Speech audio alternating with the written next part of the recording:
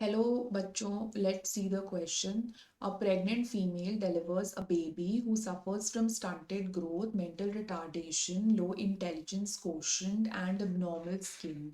This is the result of cancer of the thyroid gland, oversecretion of pars distalis, deficiency of iodine in diet, and low secretion of growth hormone. सो इसमें क्या हो रहा है कि जो mother pregnant थी ना, कभी कभी क्या होता है कि हमारे डाइट में आयोडीन की डेफिशिएंसी हो जाती है. There is a deficiency of iodine. Okay, so deficiency of iodine, sometimes this happens कि आयोडीन की डेफिशिएंसी की वजह से ना क्या होता है कि हाइपोथायरॉयडिज्म हो जाता है.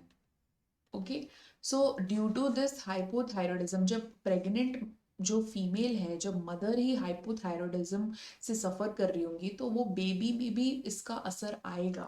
बेबी, क्योंकि आयोडीन, जो थायराइड हार्मोन्स होते हैं वो ब्रेन डेवलपमेंट के लिए भी बहुत इंपॉर्टेंट होते हैं.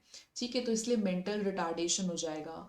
Not only that, growth and metabolism में भी उनका बहुत रोल होता है. तो इसलिए स्टंटेड ग्रोथ हो जाएगा, यानी क्रेटिनिज्म हो जाएगा बेबी में. लो इंटेलिजेंस कोशेंट हो जाएगा, अब normal skin.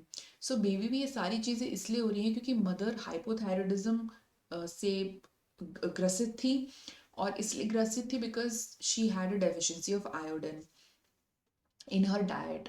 So deficiency of iodine in the diet would be the right answer here.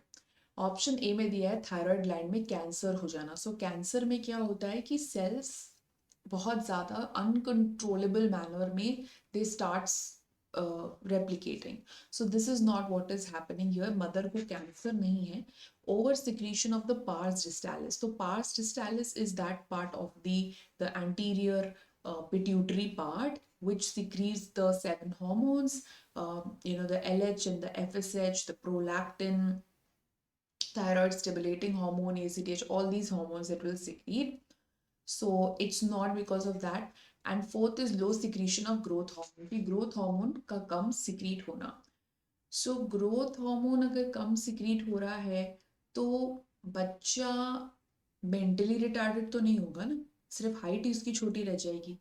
तो यहाँ तो मेंटल रिटार्डेशन भी हो रहा है. इंटेलिजेंट क्वेश्चन आईक्यू भी बहुत लो है. So this is not because of growth hormone. सिर्फ होता तो कम, तो डॉर्फिज्म हो सकता था. सो यहाँ पे the right answer would be option C. Okay, so best of luck.